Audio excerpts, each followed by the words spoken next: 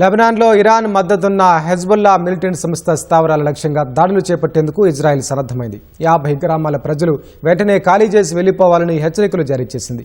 ఫలితంగా అనేక మంది ఇతర ప్రాంతాలకు తరలి వెళ్తున్నారు. అంతకుముందు రాజధాని బీరూట్పై ఇజ్రాయెల్ క్షిపణులతో దాడి చేసింది. ఈ దాడిలో పలు భవనాల కిటికీలు ధ్వంసమయ్యాయి. ఓ నివాసంలో మంటలు చెలరేగాయి. ఖమేనీ మృతికి ప్రతీకారంగా హెజ్బుల్లా మిలిటెంట్ సంస్థ ఇజ్రాయెల్ సరిహద్దు దిశగా క్షిపణులు ప్రయోగించింది. దీంతో ఇజ్రాయెల్ లెబనాన్పై ప్రతిదాడులు చేసింది. తమ గగనతలంలోకి వచ్చిన ఒక క్షిపణిని నేలకూల్చామని ఇజ్రాయెల్ సైన్యం తెలిపింది. అటు ఇరాన్కు మద్దతుగా ఇజ్రాయెల్పై దాడులు చేయొద్దని హెజ్బుల్లా మిలిటెంట్ సంస్థను లెబనాన్ ప్రభుత్వ అధికారులు కోరారు. 2024లో ఇజ్రాయెల్ చేపట్టిన దాడుల నుంచి లెబనాన్ ఇంకా కోలుకోలేదు.